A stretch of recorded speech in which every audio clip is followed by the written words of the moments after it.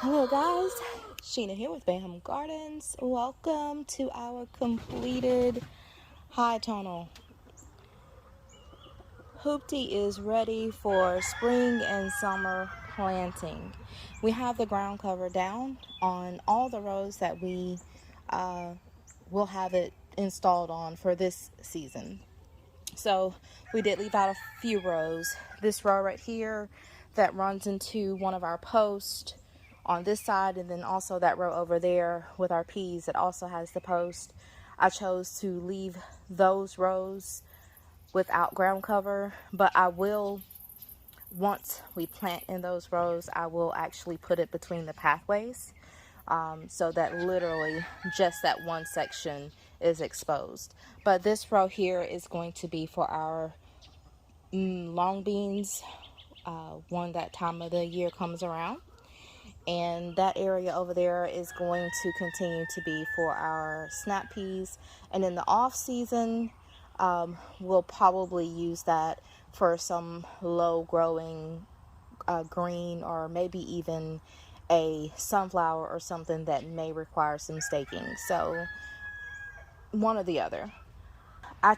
We chose not to go ahead and burn the holes in our fabric yet. We do still have to get our load of compost in, and under these row covers here, we still have to get that done. So I decided to wait to burn the holes until after we get that in. That's going to be a minute, because that is not something that I can do. Moving compost from the truck to the wheelbarrow and then to the rows is very strenuous and is not something my body can handle. So that relies on the guys who work throughout the week to get that done. So hopefully, well, this weekend we already have a number of projects. Hopefully next weekend we can get that done, because the first week in March is when we want to go ahead and be installing our tomatoes and eggplants and peppers. So here's hoping that we can get that done. Now, the end where we had the carrots that we had to pull early because of the damage by the army worms, we decided to go ahead and replant carrots again.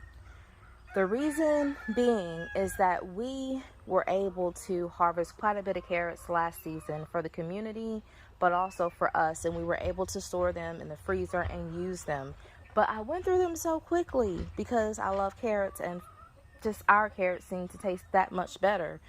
And so I wanted to make sure that we were able to do the same thing again, but I also want to make sure we have enough for the entire year.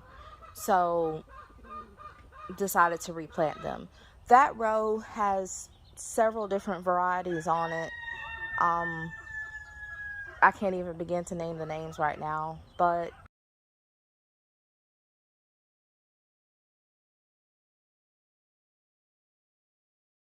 here's hoping that they do well. Some of them I've not planted in the high tunnel before, so here's hoping. I think I have finally settled on a plan for our rows. Once I get that in writing, I'll share that with you guys as well. Okay, so thank you for coming along with the journey and looking at our transformation of the high tunnel as we've gone from full of weeds to full of dead peppers to nothing to ground cover. The chickens are like, I don't know, excited.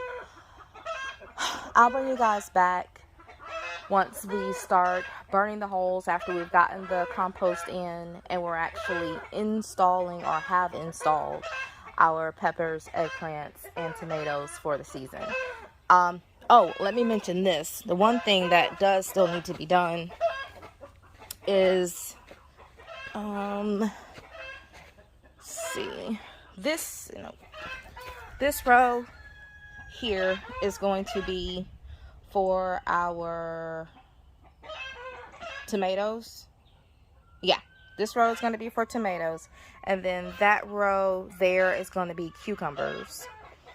We do have to get more posts in, T-posts, and to those we're going to be using cattle panel for the lower portion and then string for the top portion, because the cattle panel is only like 4 or 5 feet high on its side.